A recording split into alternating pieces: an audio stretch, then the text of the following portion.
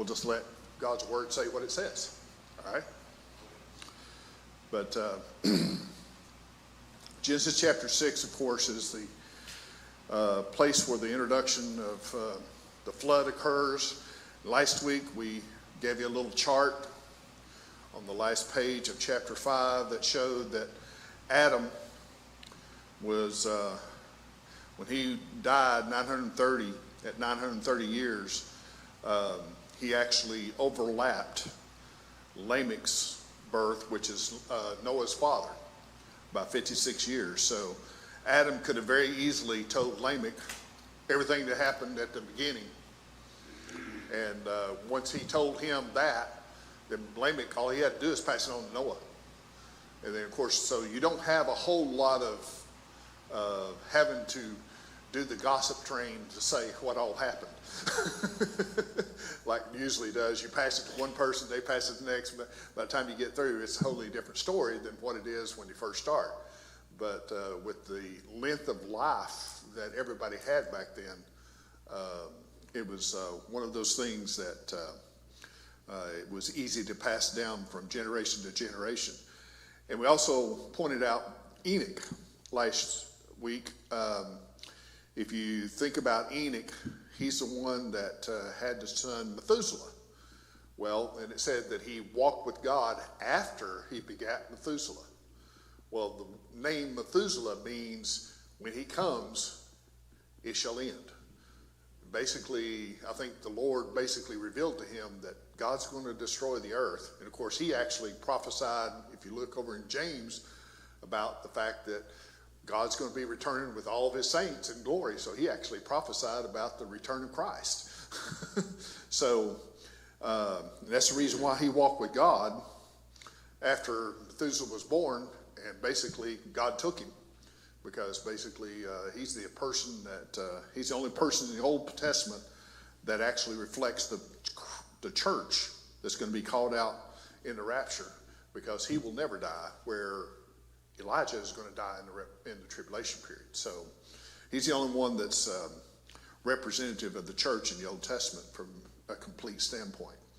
So we get to Genesis chapter 6, and we went through all the generations of Adam. And we come down to Genesis chapter 6, and notice it says, "And it came to pass, when men began to multiply on the face of the earth, and daughters were born unto them, that the sons of God saw the daughters of men, that they were fair, and they took them wives of all which they chose." Now, notice the difference between the wording here and the wording in Genesis chapter 5, verse 3. Notice in verse 3 it says, "And Adam lived 130 years and begat a son in his own likeness after his image, and called his name Seth." And notice in verse 4, "And the days of Adam after he had begotten Seth were 800 years, and he begat" what? Sons and daughters. Notice in verse 6, they don't mention the sons. They only mention the daughters. Okay? That were born unto them. And then in verse 2, it specifically brings out that the sons of God, not the sons of men. You see the difference? Saw the daughters of men, and they took them, and that they were fair, and they took them wives of all which they chose. Now, a lot of people try to say that the sons of God are actually sons of Cain or something like that. But that's not what it says. Cain was only mentioned in chapter 4, and that was it. He's not mentioned anywhere else. Neither is his lineage. But here we see the sons of God. And so we see the distinction here in this passage of the daughters of men with the sons of God. And you say, well, what does that mean? Well, to be a son of God, you got to have one or two different ways to be a son of God. You got to be created by God, or you got to be born of God. That's it. That's the only two options you have for being a son of God. We're born of God in the New Testament in his Spirit, okay? But in the Old Testament, the only way that you could become a son of God was to be created, just like Adam. And see, you look down in, notice in Luke chapter 3 and verse 38, this is the lineage of Christ that Luke is putting out. And in verse 38 says, which was the son of Enos, which is Enoch in the Old Testament, which was the son of Seth, which was the son of Adam, which was what? Son of God, because Adam was created. So who are these sons of God? Mentioned in verse 2 of Genesis chapter 6. And in the New Testament, anybody that's born of the Spirit, you got Romans 8:14 through 16. For as many as are led by the Spirit of God, they are the sons of God. So that's our new birth in the New Testament. So it's only mentioned 5 times in the Old Testament, the term sons of God. 5 times. All right? So we're going to take a look at them and see who these folks are. I'd say some of you probably already know, but we're going to use God's word just to go through it. Look down in verse 4, and we'll get to that a little bit more detail in a minute, but there's verse 4 also mentions, it says, there were giants in the earth in those days, and also after that, when the sons of God came in unto the daughters of men, and they bare children to them, and the same became mighty men, which are of old, men of renown. So we see here that here we have the sons of God came into the daughters of men, and there were giants in the earth in those days. Now, the sons of God basically are the giants, okay? Now, we're going to get into a little bit. Now, you think, well, giants would just be somebody being tall. Well, the verse, and we also see down in Job chapter 1, and I think everybody's familiar with this, verses 6 through 7, said, now there was a day when the sons of God came to present themselves before the Lord. Remember this story over in Job? And Satan came also among them. And the Lord said unto Satan, whence comest thou? Then Satan answered the Lord and said, from going to and fro in the earth, and from walking up and down in it.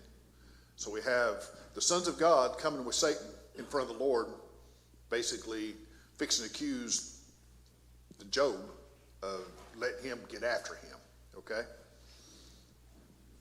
And so we have that, and then we see here that in Job 2 and 1 verse 2, it says again the same, there was a day when the sons of God came to present themselves before the Lord, and Satan came also among them to present himself before the Lord, and the Lord said to Satan, from whence comest thou? And Satan answered the Lord and said, from going to and fro in the earth, and from walking up and down in it.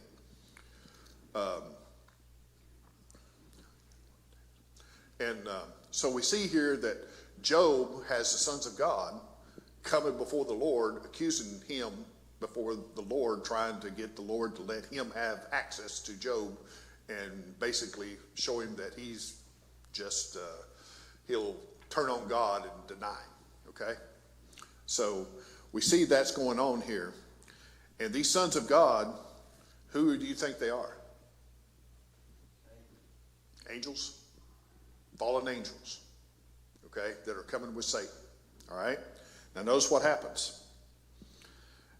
The text, this passage, God is asking Job where he was, and notice in chapter 38, verses 4 through 7, all right? Where was thou when I laid the foundations of the earth? God is asking Job this question, all right? Declare if thou hast an understanding. You think Job had an understanding when God laid the foundation of the earth? No, Job wasn't even around, right? All right? If thou hast understanding, who has laid the measures thereof, if thou knowest? Or who has stretched the line upon it? Whereupon are the foundation thereof fastened? That's a good answer good question for today's scientists and everybody else. Earth's out there and just out in the middle of space. What's it fastened to? Nothing. But notice what it says, or who laid the cornerstone thereof, when the morning stars sang together, and all the sons of God shouted for joy.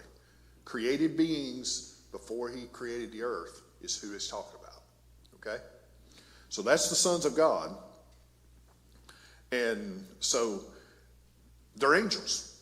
I mean, I don't know if you can get anything else out of it, but basically that's the angels that were created by God. And the thing about it is, if you look at the term giants back in Genesis, okay, remember that, and of course over in Revelation we see that Satan, when he's cast out, drew a third part of the stars of heaven with him, when stars are considered angels in the Old and New Testament as well. The dragon stood before the woman, was ready to be delivered for to devour her child as soon as it was born. And we went through that in Revelation, that Satan basically ready to get Christ when he was born from the nation of Israel. And then Matthew 26:53 says, thinkest thou that I cannot now pray to my Father, and he shall presently give me more than 12 legions of angels? So there was plenty of angels around. You know how much a legion was back then? It all depends. Sometimes depends on who you look at. It could be 12,000 or it could be 6,000. It all depends on who's looking at what times. But either way, it says how many legions? 12. Well, if you look at 12,000, that's 144,000 angels. If you look at 6,000, that's still 72,000. If a third of them was drugged down by Satan, that's at least 30,000 angels. Okay? At least, if not a lot more. And so, and you start looking at the reproduction rate in the Old Testament during this time frame. I mean, man's having sons and daughters into the hundreds of years old. Okay? So, and they're not dying. So basically, that reproduction rate, think about the children of Israel in Egypt. When they went down, they just had Joseph and his family, right? I mean, not Joseph, but Jacob and his family.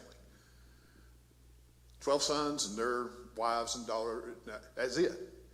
When they came out 400 years later, it was over 2 million people. Okay? So 400 years, and here you're talking 1,600 years. So, and they're not dying, where the people in Egypt was dying. I mean, they was dying every 50 to 60 years. So, the population was booming. But notice what happens. And I got something, a friend of mine, Jim Head, that I went to church with down at Grace Baptist Church, he actually wrote a book about this topic in Genesis chapter 6. And he goes a whole lot more in depth than I'm going to go today. Believe you me, because it's a lot thicker. But, and be a good read for you. It's on Amazon. If you want to look it up, I gave you the name of it there. You can look it up on Amazon and his name, and it'll pop up for a reasonable price if you're ever interested in getting more in depth about it. But in Genesis chapter 6 and verse 3, it says, and the Lord said, my spirit shall not always strive with man, for he also is flesh, yet his days shall be 120 years. So we start here, and we look at the verse 2, and referring to the sons of God and the thing about it is, the giants that are mentioned here in verse 4, you know, we sort of read through that a little bit, and we'll get to that in a few minutes. But the actual term for the giants is called Nephilim. And what that means is fallen. Okay, so we have fallen angels. That's where that's coming from.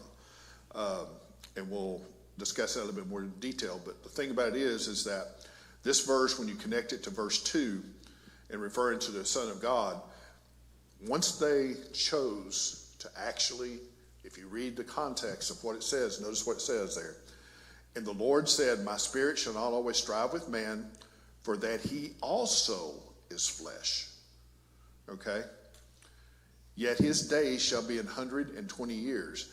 He's referring to also as the sons of God.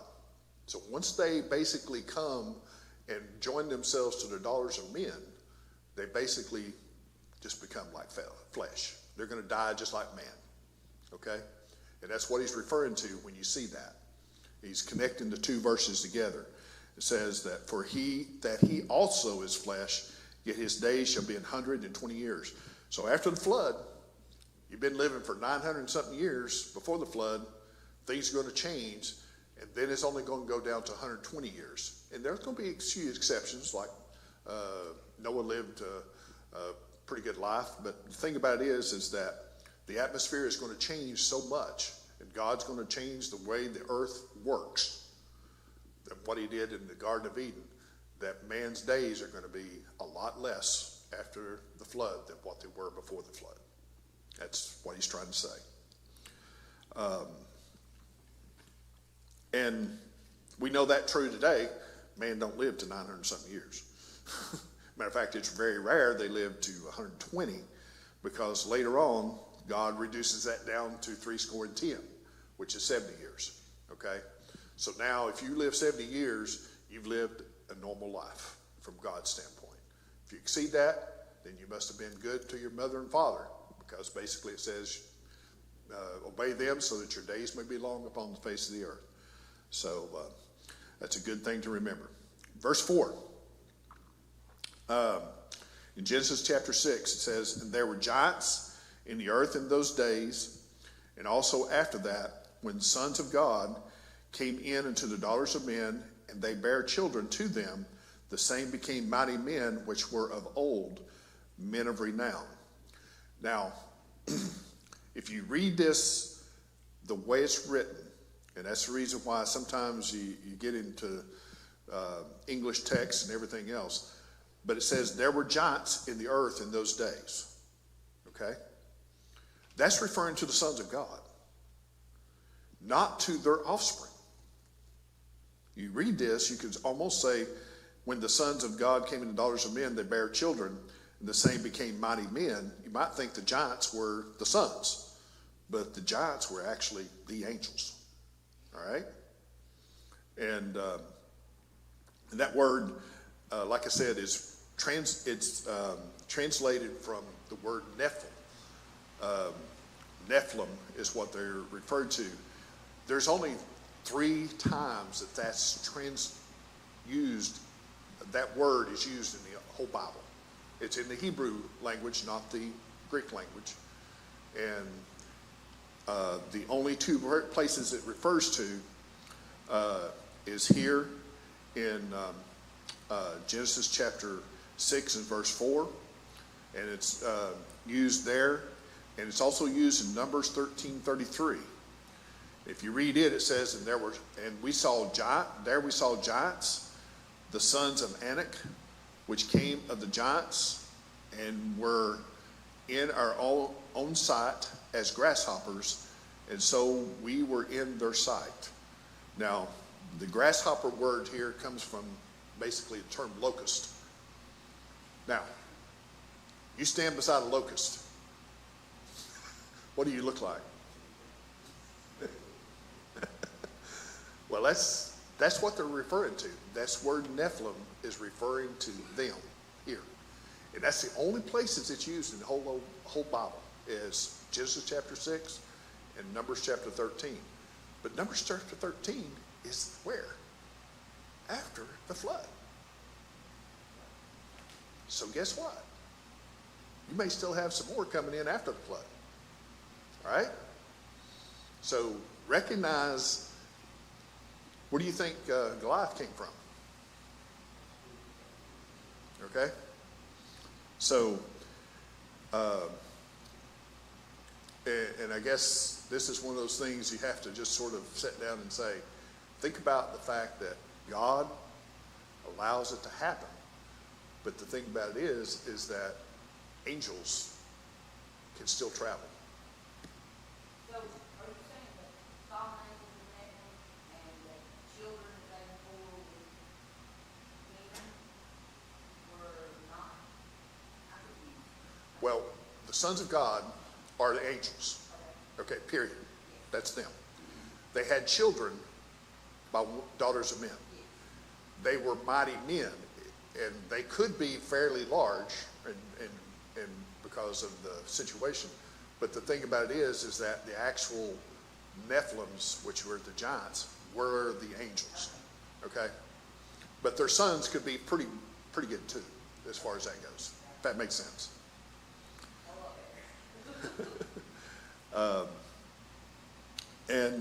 That word is the Nephilim, which is specific for the giants here, is a derivative of the word Naphal, which means fallen ones, which basically fallen angels.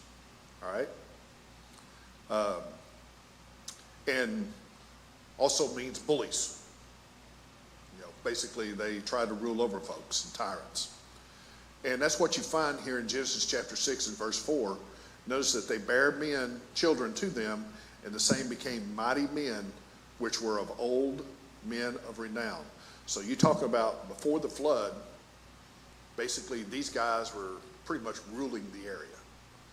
And when you start thinking about how, and this wasn't happening just right before the flood, it was happening, you know, from Adam probably on down quite a bit. And therefore the people were actually going into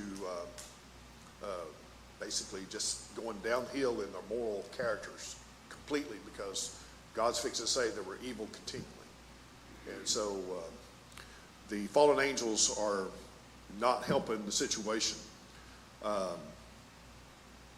And in verse 5, it says, and God saw that the wickedness of man was great in the earth, and that every imagination of the thoughts of his heart was only evil continually.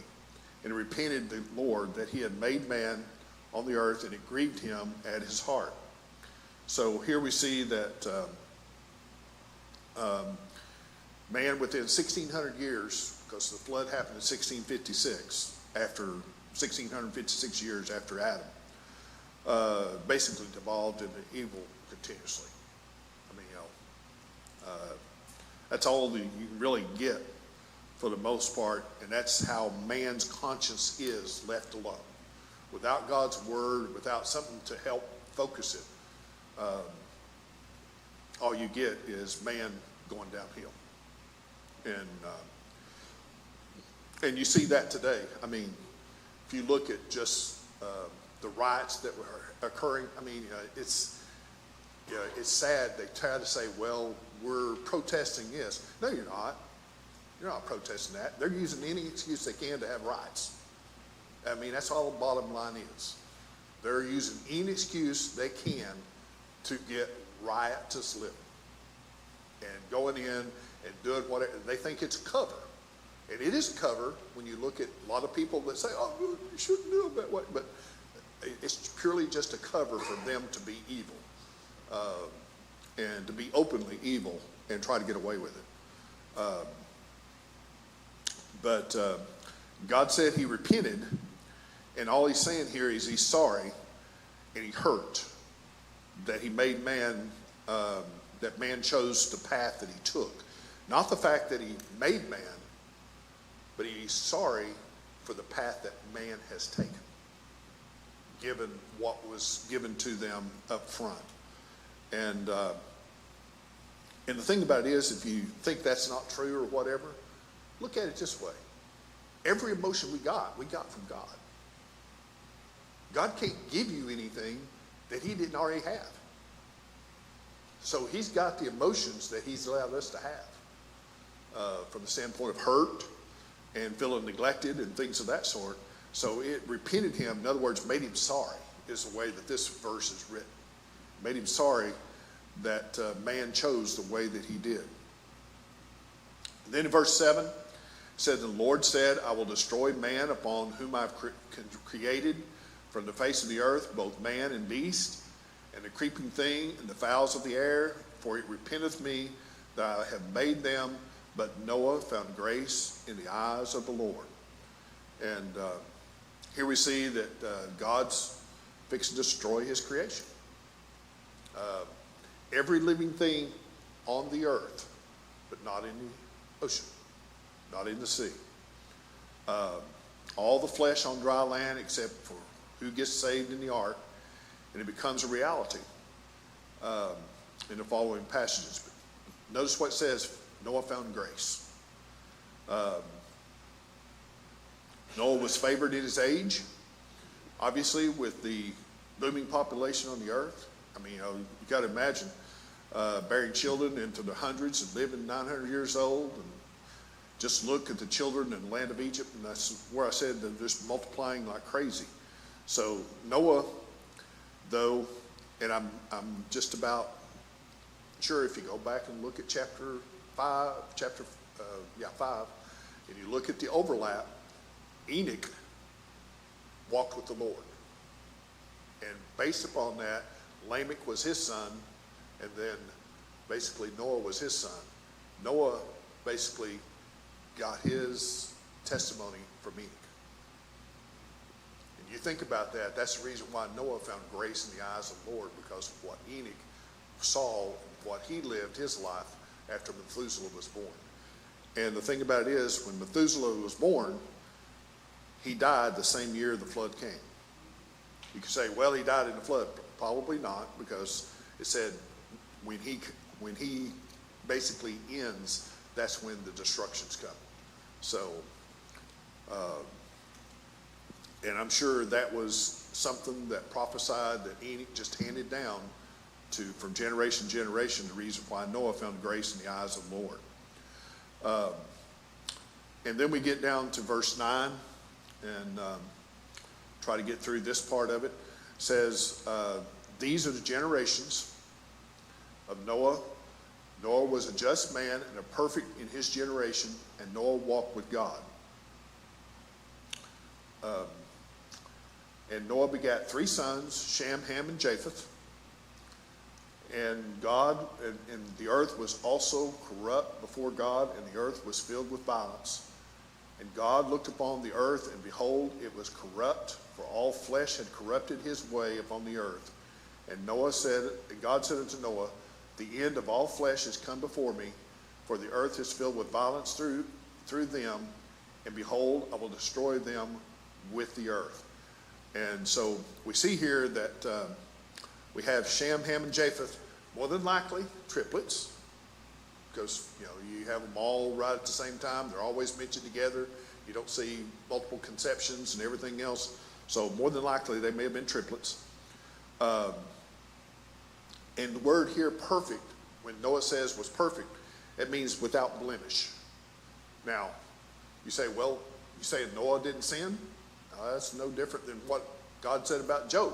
Job was perfect. The thing about it is, perfect means without blemish, which basically is no different than us. We're not perfect, but in God's eyes, we are, because the blood's been applied. And these guys, even though they may have not been perfect in their ways, they kept offering sacrifices just like they were taught to by Adam from then on, to basically ask for forgiveness. Because remember, Job, he was even offering sacrifices for children on a regular basis. And so we see that from that standpoint, that's what is meant here by perfect, means basically it means without blemish. And so Shem, Ham, and Japheth, the trio of sons, and if you think about it, you got Shem, Ham, and Japheth. And so far, I don't think anybody's really figured out any other,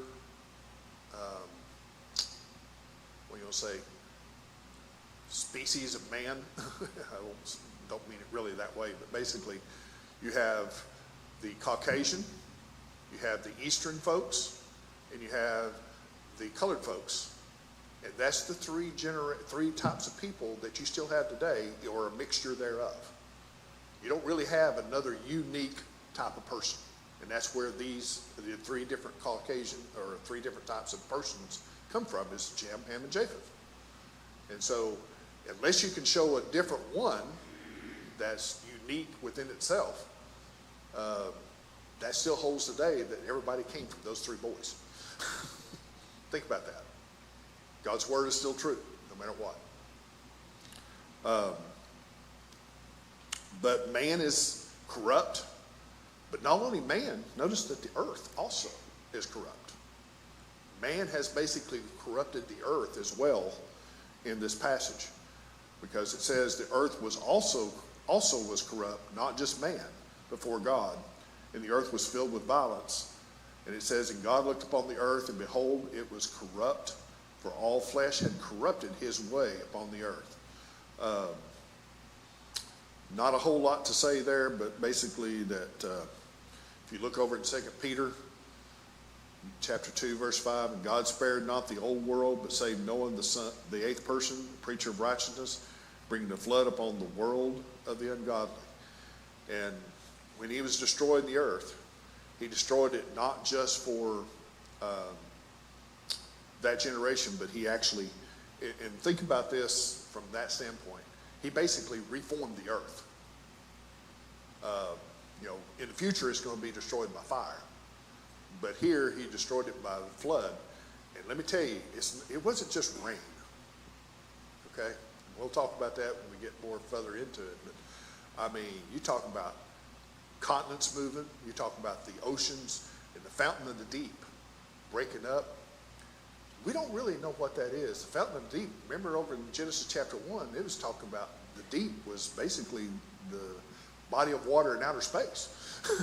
We don't really know what level of flooding was, but it was more than just rain for 40 days and 40 nights.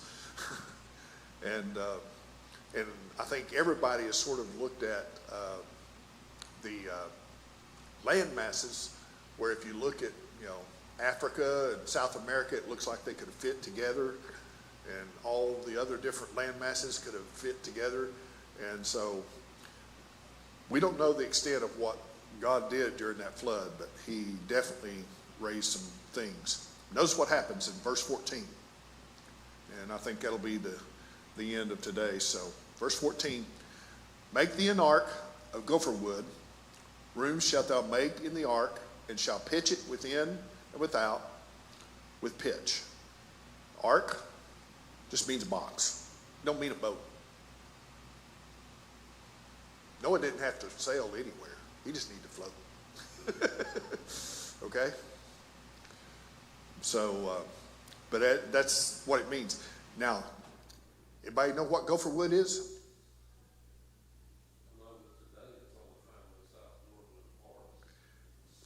Okay. Actually, the gopher that's translated here is gopher. It's not even a different type of wood. It's just translated as gopher in the Hebrew is gopher in the English. So we really don't know. That's the only place it's ever mentioned in the Bible. So what type of wood is it? We don't know. Huh? It's gopher. And they may say it's there, but like I said, that's the only place it's ever mentioned in the Bible is gopher. I googled it one time just Yep. curious, and right now that's the only place it's found. I'll be curious to see what kind of wood it was. Yeah, because that's the way it's described. Like I said, and I didn't realize that either until I was looking at this, is that it's a transliteration of the word gopher, which means it's just the same word in Hebrew as it is in English now. Okay? So what it was, there's no meaning for it because it's just the same word. But Jewish encyclopedia says it's something like cypress or cedar. But I don't know if that's the case or not either. But notice the distinction here about pitch. And this is what I wanted to show you before we dismiss for the Sunday school. Notice it says, shall pitch it within and without with pitch. Now, pitch is translated from the word to cover. Figuratively, to expiate or condone, to placate or cancel, appease, make. Notice the parentheses. An atonement, cleanse, disannul, forgive, be merciful, pacify, pardon, purge, away, put off, make reconcile. Think about that definition here for a minute. So he pitched it within and without. And it says with pitch there means a cover, a village, as covered in, and the henna plant, figuratively, a redemption price. So the pitch that they put on in the ark was basically an atonement for Noah that saved him. Because without the pitch, he's going to sink. Without that sealing of the wood to keep the water out, both the inside and out, basically all he's going to do is be like a rock. But with that, God sealed him, both the inside and out, until the flood receded. So I think that's a neat little thing on that part of it to understand God's always thinking about saving us, if he can, as a people. Anybody got anything else that want to bring up before we dismiss this morning? All right, Brother Scott, would you dismiss us in a word of prayer?